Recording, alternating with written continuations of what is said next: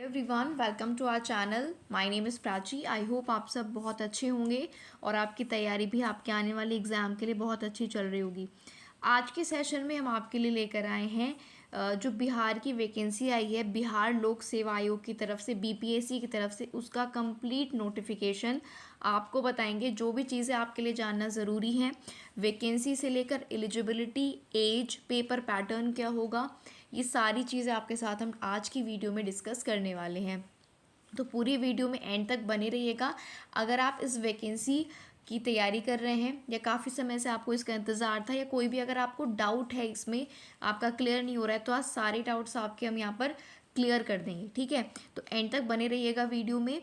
अगर आप चैनल पर नए हैं तो सब्सक्राइब करके बेल आइकन को ज़रूर प्रेस कर लेना, जिससे सभी वीडियोस की आपको नोटिफिकेशन मिलती रहे।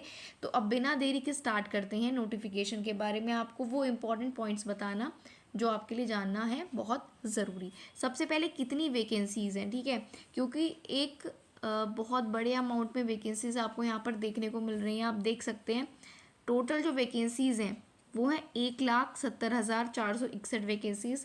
ये बल्क में वैकेंसीज़ हैं, बहुत सारी वैकेंसीज़ हैं, ठीक है।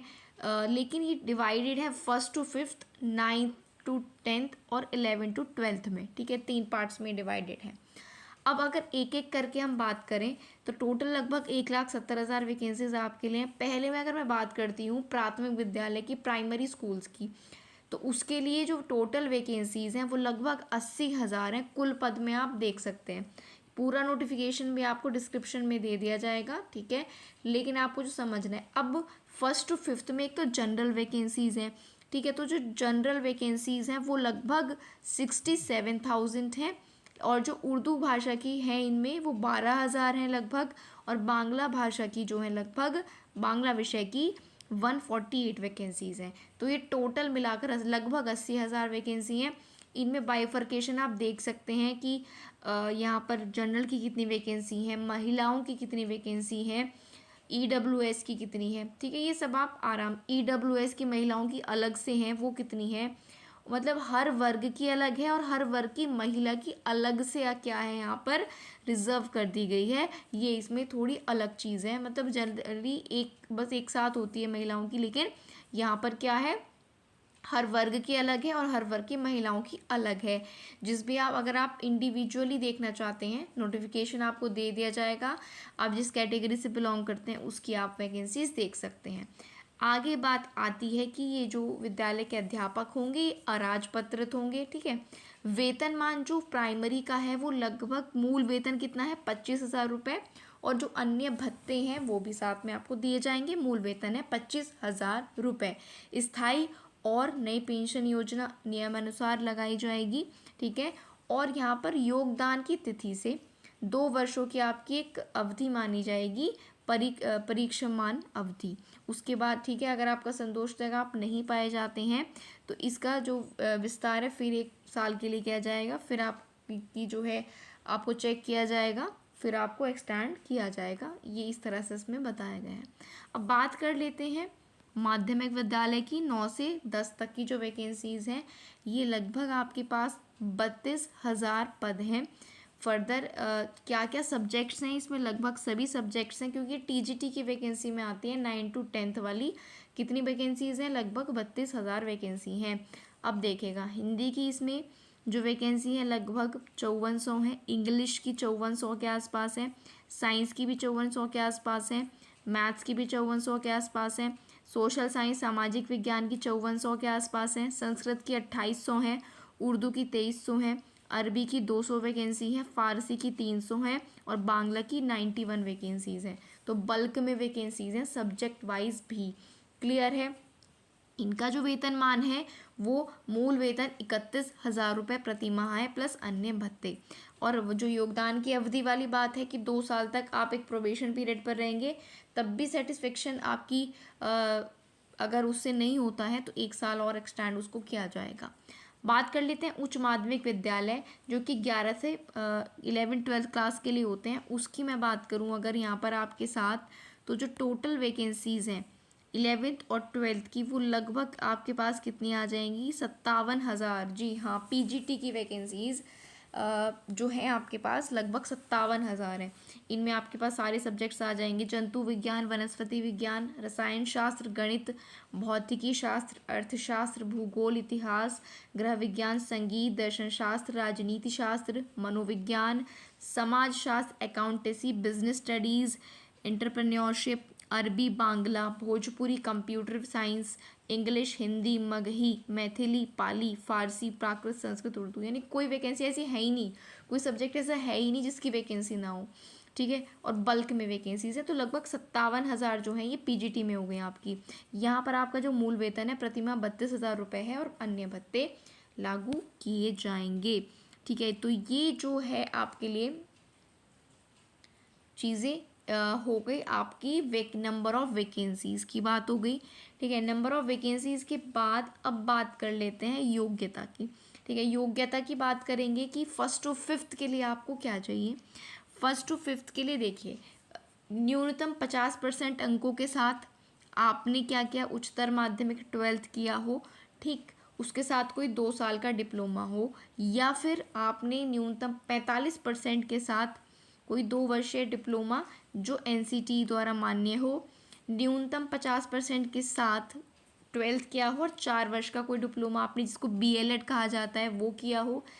50% मार्क्स के साथ 12th के बाद आपका क्या हो, स्पेशल एजुकेशन में डिप्लोमा हो, शिक्षा शास्त्र में हो, ठीक है। इसके अलावा स्नातक यानी कि ग्रेजुएशन जो है आपकी वो हो और उसके साथ द्विवर्षीय डिप्लोमा हो, या 50 वर्षों के साथ आपका BEd हो, ठीक। या फिर 55% के साथ आपका स्नातकोत्तर यानी कि पोस्ट ग्रेजुएशन हो, उसके साथ 3 वर्षीय इंटीग्रेटेड कोर्स BEd या MEd आपने किया हो। यानी कि सिंपल से शब्दों में अगर मैं आपको बताऊं, फर्स्ट टू फिफ्थ के लिए 12th के साथ आपका क्या हो, कोई डिप्लोमा हो, DLED हो या BLED हो, 12th हो, डिप्लोमा हो, BLED या DLED, CTET पेपर 1 क्वालिफाई हो या STET का पेपर 1 क्वालिफाई हो, ये ठीक। दूसरा क्या है, BEd आपने ग्रेजुएशन के साथ क्या किया हो, BEd किया हो, BEd plus graduation plus CTET paper 1 या STET पेपर 1। तो ये सीधी सी क्वालिफिकेशन है, बाद में मैं आपको एक इसका रिव्यू भी आराम से दूंगी जिससे आपको और क्लैरिटी हो जाएगी। तो ये चीज़ हो गई फर्स्ट टू फिफ्थ के लिए। 9th to 10th पर आ जाते हैं, तो 9th to 10th का बिल्कुल सिंपल सा समझ लीजिए कि आपने ग्रेजुएशन की हो प्लस आपने BEd किया हो प्लस STET का आपका पेपर 2, जी हाँ, अभी तक यहाँ पर CTET बिल्कुल भी वैलिड नहीं है 9th to 10th और 11th 12th में। आपके पास ग्रेजुएशन के बाद आपने BEd किया हो और STET का पेपर 2 क्वालिफाई हो 9th से जो है 10th वाली वैकेंसी में, और 11th 12th वाली में BEd हो, पोस्ट ग्रेजुएशन हो आपका, ठीक है। और STET का पेपर 2 आपका इसमें भी क्या होना चाहिए, क्वालिफाई होना चाहिए। अब ये तो हो गए क्वालिफिकेशन, समझ गए आप, प्राइमरी वाली भी, 9th 10th और 11th 12th वाली भी।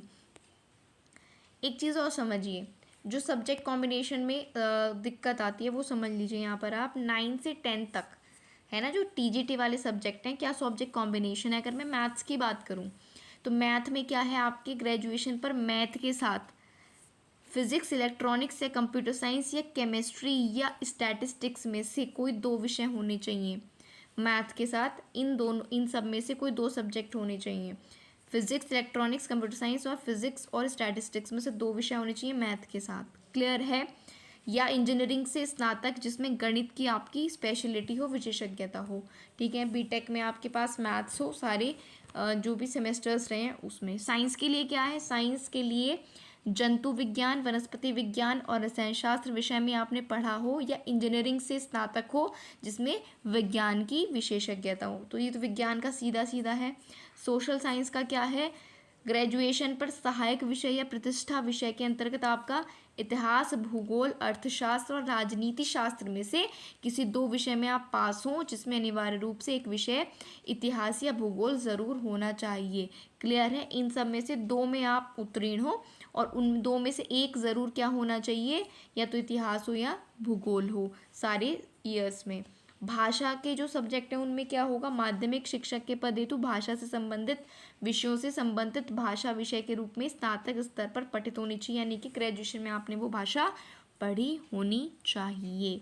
11th-12th की मैंने एलिजिबिलिटी आपको बता दी है। 50% अंक किस में आपका, पोस्ट ग्रेजुएशन में प्लस बीएड, ये आपको क्लियर होना चाहिए। ठीक है, तो यहाँ पर हो गया आपका पोस्ट ग्रेजुएशन बीएड, और आपका क्या हो गया, पोस्ट ग्रेजुएशन के साथ बीएड हो गया है। क्लियर है इतनी बात। अब हम बीएड में जो 11th-12th के जो, हाँ यहाँ पर आपका क्या हो गया, 11th-12th के लिए पोस्ट ग्रेजुएशन बीएड और एस्टेट का पेपर 2 हो गया। इसमें क्या सब्जेक्ट है, अगर आप फिजिक्स से देना चाहते हैं तो सब्जेक्ट क्या होने चाहिए पोस्ट ग्रेजुएशन में आपके पास, फिजिक्स या इलेक्ट्रॉनिक्स या अप्लाइड फिजिक्स या फिर न्यूक्लियर फिजिक्स। क्लियर है। केमिस्ट्री में क्या होना चाहिए, केमिस्ट्री या फिर बायोकेमिस्ट्री। इकोनॉमिक्स में क्या होना चाहिए, इकोनॉमिक्स या फिर अप्लाइड इकोनॉमिक्स या फिर बिजनेस इकोनॉमिक्स। कॉमर्स में मास्टर डिग्री इन कॉमर्स होनी चाहिए, however holder of degree of MCom in applied, चाहे वो अप्लाइड में हो या बिजनेस इकोनॉमिक्स में हो, लेकिन मास्टर डिग्री इन कॉमर्स होनी चाहिए। बायोलॉजी के लिए ये तो बॉटनी या जूलॉजी, लाइफ साइंस या बायो साइंस या जेनेटिक्स या फिर माइक्रोबायोलॉजी या फिर बायोटेक्नोलॉजी या फिर मॉलिक्यूलर बायोलॉजी या फिर plant psychology, provided they have studies botany and zoology and graduation. Maths के पोस्ट 11th-12th के मैथ सब्जेक्ट के लिए क्या चाहिए, मैथमेटिक्स या अप्लाइड मैथमेटिक्स पोस्ट ग्रेजुएशन में आपके पास होना चाहिए। ये आपकी सब्जेक्ट कॉम्बिनेशन बता दिए गए हैं। 11th-12th में अगर आप कंप्यूटर साइंस के टीचर के लिए अप्लाई करना चाहते हैं तो इतनी सारी एलिजिबिलिटी हैं जो आपके सामने दी हुई है। 50% अंक आपके होने चाहिए उस आपके सब्जेक्ट में। ठीक है, पीजी में, और लेवल 1 आपके पास DOAC से क्या होना चाहिए, डिप्लोमा होना चाहिए। इसके बाद NICTE से प्राप्त बी या बीटेक की कंप्यूटर साइंस में आपके पास डिग्री होनी चाहिए। ठीक है, डिप्लोमा होना चाहिए। इसके बाद किसी मान्यता प्राप्त NCTE से आपका किसी स्ट्रीम में BE या बीटेक होना चाहिए। कंप्यूटर में पोस्ट ग्रेजुएशन भी होना चाहिए। क्लियर है। तो ये सारी MCA अगर आपने किया हुआ है ना, BSc कंप्यूटर साइंस करी है, फिर PG आपने किया है किसी भी विषय में, तो आप कर सकते हैं इसके लिए। तो ये बहुत सारी क्या है, एलिजिबिलिटी है कंप्यूटर साइंस के लिए। कंप्यूटर साइंस के बाद आपका आ जाता है संगीत विषय के लिए। अगर आप 11th-12th में अप्लाई करना चाहते हैं तो उसकी एलिजिबिलिटी यहाँ पर आपको मेंशन है। संगीत विषय के लिए, संगीत विषय के लिए आपको कह रहा है न्यूनतम 50% अंक होने चाहिए आपके किसी भी विश्वविद्यालय, यानी कि ग्रेजुएशन में 50% अंक होने चाहिए, और संगीत शिक्षा में पोस्ट ग्रेजुएशन की उपाधि या उसके समकक्ष की उपाधि होनी चाहिए। इसके बाद आ जाता है आपका वाणिज्य कॉमर्स संकाय में अगर आप अप्लाई करना चाहते हैं 11th-12th के टीचर के लिए तो उसके लिए आपको एलिजिबिलिटी दी है। वाणिज्य में 3 विषय EPS, अकाउंटेंसी और बिजनेस स्टडी में नियुक्ति की जाएगी, और इसमें कॉमर्स में शिक्षक पात्रता परीक्षा उत्तीर्ण अभ्यर्थी इन 3 विषयों में से किसी एक विषय में नियुक्ति के लिए आवेदन कर सकते हैं। तो ये इस तरह से इस चीज़ की बात कही गई है। क्लियर है। अब बात कर लेते हैं एज लिमिट यानी कि आयु सीमा की। तो प्राथमिक विद्यालयों के लिए आपकी न्यूनतम आयु 18 वर्ष और माध्यमिक और उच्च माध्यमिक के लिए न्यूनतम आयु 21 वर्ष होनी चाहिए। अगर मैक्सिमम एज की मैं बात करूं तो जनरल में मेल की एज 37 मैक्सिमम, पिछड़ा वर्ग, अन्य पिछड़ा वर्ग, पिछड़े वर्ग की महिला और अनारक्षित महिला यानी कि जनरल की महिला की 40 वर्ष, अनुसूचित जाति और अनुसूचित जनजाति के मेल फीमेल दोनों की 42 वर्ष होनी चाहिए। जो सेवानिवृत्ति की आयु 60 वर्ष निर्धारित है। तो ये एज लिमिट हो गई आपके पास। अब यहाँ पर जिन्हें छूट दी जाती है उन्हें छूट भी दी जाएगी। यहाँ पर 10 वर्ष की लिखा है। पूर्व पात्रता परीक्षा में उत्तीर्ण जो हैं उन्हें 10 वर्ष की छूट दी जाएगी। अब आ जाते हैं इसके पेपर पैटर्न पर। पेपर पैटर्न में एक जो पेपर है पहला वो है सबके लिए कंपलसरी। ठीक है, पहला वाला बात सबसे पहले कर लेते हैं हम भाषा की अर्हता की। जो भाषा की अर्हता का जो ये पेपर है ये सभी के लिए क्या है, आपको सभी को देना है, चाहे आप प्राइमरी वाले हों चाहे आप अपर प्राइमरी वाले हों या, ठीक है। तो यहाँ पर सबसे पहला पार्ट आता है भाषा का, जिसमें भाग ये होगा 25 नंबर का और भाग 2 जो होगा वो होगा 75 नंबर का। ठीक, 2 घंटे का समय होगा, कुल अंक 100 होंगे और इसमें नेगेटिव मार्किंग नहीं होगी भाषा वाले पोर्शन में। तो 25 नंबर की तो आएगी सभी के लिए क्या, इंग्लिश, जो कि कॉमन है। 25 नंबर की यहाँ पर क्या है, इंग्लिश सभी को देना है। और 75 नंबर की आएगी आपकी या तो हिंदी या उर्दू या बांग्ला में से एक, वो 75 नंबर का आएगा। और इन दोनों को मिलाकर 30% मार्क्स आने अनिवार्य हैं, यानी कि क्वालिफाइंग मार्क्स इन 100 में से कितने होने चाहिए, 30% आपके आने ही आने चाहिए। 100 में से 30 नंबर आने चाहिए इन दोनों को मिला के। तो 25 की इंग्लिश होगी और 75 का या तो हिंदी या उर्दू या बांग्ला भाषा। नेगेटिव मार्किंग इस पार्ट में नहीं है। अब आते हैं पार्ट 2 में। पार्ट 2 या पेपर 2 कह लो आप उसको। तो प्राथमिक के लिए उसका क्या है, 120 नंबर का आपका क्या आएगा, maths, reasoning, general awareness, general science और आपका सोशल साइंस, भारतीय राष्ट्रीय आंदोलन, ज्योग्राफी, ईवीएस, ये सारे सब्जेक्ट मिलाकर 120 नंबर के आपसे पूछे जाएंगे। क्लियर है, सारे भाग मिलाकर 120 नंबर के पूछे जाएंगे आपसे। ये प्राइमरी का है। अब ये तो हो गया, देखो एक भाषा वाला तो प्राथमिक में हो गया, फिर ये सामान्य अध्ययन 120 का भी प्राथमिक के लिए हो गया। अब इस वाले में आगे हम बढ़ते हैं। मेन पेपर में सबके लिए नेगेटिव मार्किंग है, भाषा में नहीं है। क्लियर है। अब देखो, अब जो ये मेन वाला पेपर है ये 9 to 10 के लिए क्या होगा, 9 to 10 के लिए भी 120 नंबर का होगा, लेकिन 2 भाग होंगे, भाग 1 और भाग 2। भाग 1 होगा 80 नंबर का, ठीक है। भाग 1 क्या होगा, 80 नंबर का, जिसमें यही सब्जेक्ट आएंगे आपके पास। भाग 1 विषय पात्र है, जिसमें किसी एक पत्र का चुनाव किया जाना है, हिंदी, बांग्ला, उर्दू, संस्कृत, अरबी, फारसी, अंग्रेजी, विज्ञान, गणित, जो भी है विषय पत्र है ये आपका, ठीक है। दूसरा भाग 2 में सामान्य पत्र होगा, जिसमें माध्यमिक विद्यालय के पाठ्यक्रम से संबंधित आपके क्वेश्चंस होंगे। क्लियर है। यानी भाग 2 जो 40 नंबर का आएगा 9 to 10 में, उसमें यही होगा आपका, मैथ होगा, रीजनिंग होगी, साइंस होगी, हिस्ट्री होगी, ज्योग्राफी। कितने नंबर की, 40 की। और 80 नंबर का होगा आपका सब्जेक्ट मेन पेपर जो होगा। वैसे ही 11-12 का जो मेन पेपर होगा 120 नंबर का, उसमें 80 नंबर का आपका सब्जेक्ट आएगा, ठीक है। और 40 नंबर का ये जनरल पेपर, जिसमें क्या है 40 नंबर में math, reasoning, science, history, geography. Clear है। तो 2-2 पार्ट हो गए। लैंग्वेज सबके लिए कंपलसरी है 100 नंबर की, फिर लैंग्वेज, और उसमें नेगेटिव मार्किंग नहीं। फिर आता है मेन पेपर 120 नंबर का। तो देखिए क्लियर है ना। तो मेन पेपर में 120 वाले में, प्राइमरी में तो जनरल सब्जेक्ट्स आएंगे 120 नंबर के। 9 to 10 में क्या आएगा, लैंग्वेज, एक आपका जनरल पेपर आएगा 40 का, और 80 की क्या आएगी आपकी सब्जेक्ट आएगा। और वैसे ही 80 का सब्जेक्ट और 40 का जनरल पेपर आएगा 11-12 के टीचर्स के लिए। ये मुझे उम्मीद, ऑब्जेक्टिव टाइप क्वेश्चन होंगे, नेगेटिव मार्किंग होगी मेन पेपर में सभी में, कोई इंटरव्यूज़ में नहीं है। रिटर्न के पेपर के आधार पर ये आपकी मेरिट लगाई जाएगी। तो सारी चीज़ें मैंने आपको बता दी हैं। अगर अब भी कोई आपके डाउट्स रह गए हैं तो डिस्क्रिप्शन में आप कमेंट बॉक्स में आप लिख देना, और डिस्क्रिप्शन में आपको ये पूरा जो नोटिफिकेशन है वो भी दे देंगे। ध्यान से पढ़ लेना, सब कुछ इसमें पॉइंट टू पॉइंट मेंशन है, कुछ भी ऐसा नहीं है जो मिस हो। तो 1st to 5th की कितनी वैकेंसीज़ है, लगभग 80,000 के आसपास हैं। 9-10 की कितनी वैकेंसीज़ हैं, लगभग 32,000। और 11-12 की लगभग कितनी वैकेंसीज़ हैं आपके पास, 11-12 की लगभग 57,000 वैकेंसीज़ हैं। इसके बाद एज मैंने आपको बता दी है। जनरल मेल की एज 37, जनरल फीमेल की age 40 year, OBC male female दोनों की 40, और SC ST की मेल फीमेल दोनों की 42 साल। क्लियर है। नोटिफिकेशन में सब कुछ मेंशन है, आराम से देख लेना। पेपर बता दिया है, जो 100 नंबर का लैंग्वेज का होगा वो तीनों के लिए होगा, प्राइमरी, अपर प्राइमरी और हाई, उसके लिए 11-12 के लिए।